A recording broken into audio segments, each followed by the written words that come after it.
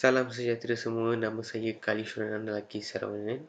Saya dari Fakulti Sains dan Teknologi Pertahanan, Universiti Pertahanan Nasional Malaysia, Kamp Perdana Sungai Besi, Kuala Lumpur.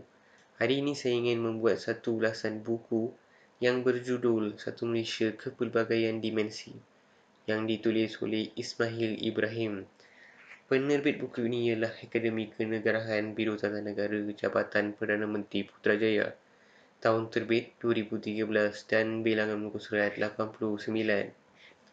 Buku ini hasil daripada penelitian ilmiah pengarang berkenaan Satu Malaysia Kepelbagaian Dimensi daripada perspektif menyeluruh dalam konteks kedudukan rakyat negara Malaysia yang berbilang kaum dengan berpaksikan kepada perlembagaan persekutuan.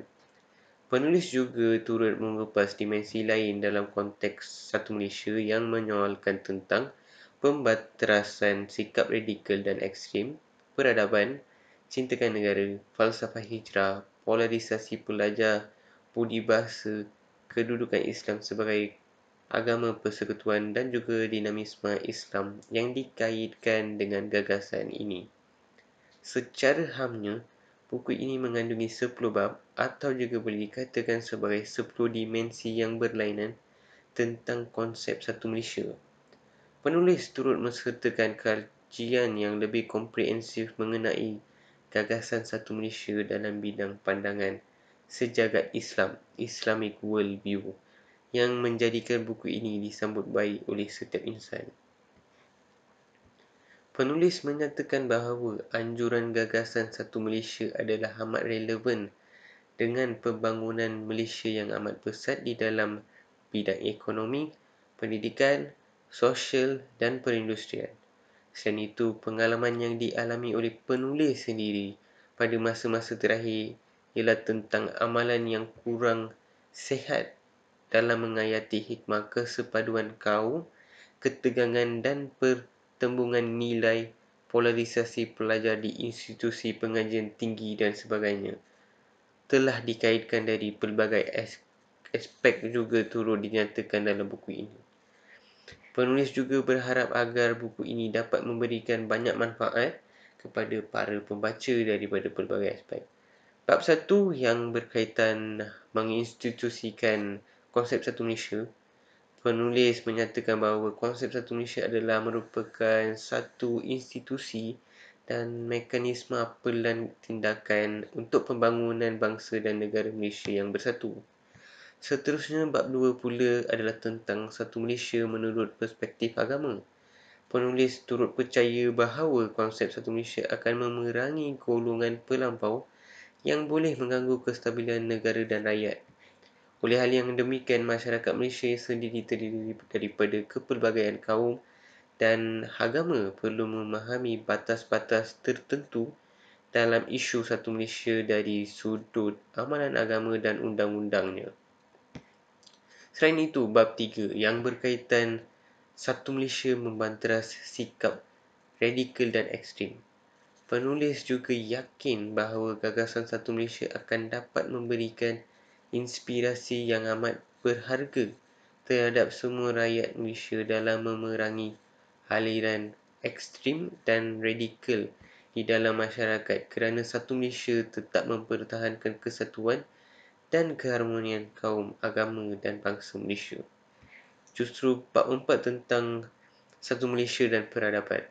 Penulis juga turut menyertakan beberapa kaedah untuk mengurus sebarang konflik, iaitu dengan mendengar pandangan orang lain, mengatur sesi dialog yang baik, tidak membuat sebarang handaian, membuka peluang secara berdialog untuk mencapai penyelesaian yang baik dan berusaha untuk mencari penyelesaian dan permufakatan.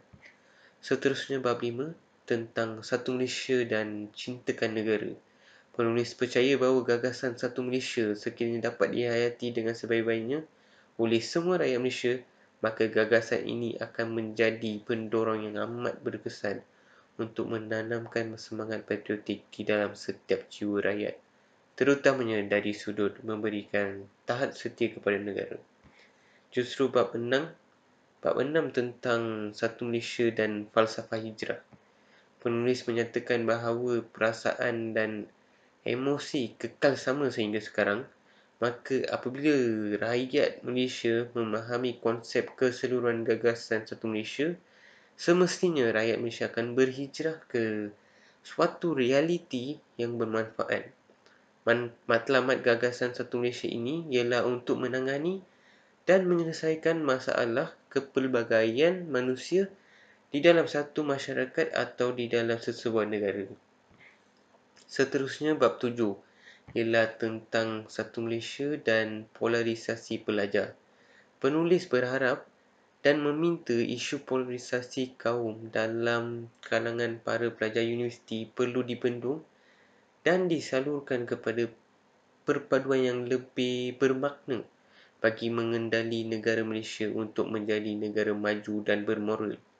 Selain itu, bab 8 pula tentang Satu Malaysia dan budi bahasa. Penulis juga turut yakin bahawa gagasan Satu Malaysia yang bertujuan untuk menyatupadukan masyarakat Malaysia dalam satu set nilai moral yang baik adalah merupakan satu dasar dan formula yang amat berkesan dalam menjayakan kempen budi bahasa dan beradab sopan. Justru bab 9 pula tentang Satu Malaysia dan Islam sebagai agama persekutuan. Penulis turut menasihati semua rakyat Malaysia turut memahami peruntukan perlembagaan yang dimulakan oleh Tunku ketika memerdekakan negara ini, iaitu memperuntukkan bahawa Islam adalah agama bagi persekutuan dan harus mempertahankannya.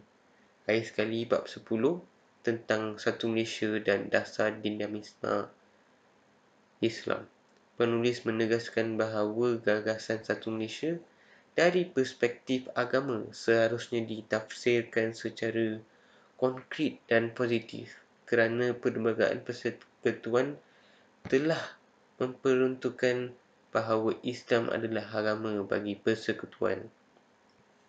Secara keseluruhannya, buku Satu Malaysia, Kepelbagaian Dimensi ini hasil buah tangan Ismail Ibrahim merupakan sebuah buku yang baik dan perlu dibaca oleh setiap mereka yang ingin mengetahui secara lanjut tentang konsep Satu Malaysia. Walaupun buku ini kelihatan terlalu ilmiah, namun dengan gaya bahasa yang mudah dan santai menjadikan kita tidak berasa bosan membaca buku ini. Selain itu, susunan bab yang disertakan oleh penulis memudahkan kita untuk menyemah kembali pembacaan kita. Penulis juga sistematik dalam menyempurnakan buku ini dengan memberikan pandangan dan contoh beliau yang mudah difahami oleh semua masyarakat. Adalah diharapkan bagi sesiapa saja yang membaca buku ini akan menyedari dan dapat juga memahami betapa penting dan relevannya gagasan Satu Malaysia ini untuk masa kini dan seterusnya merasai bahawa ia sebenarnya merupakan konsep yang menarik dan mencabar. Itu saja daripada saya. Sekian, terima kasih.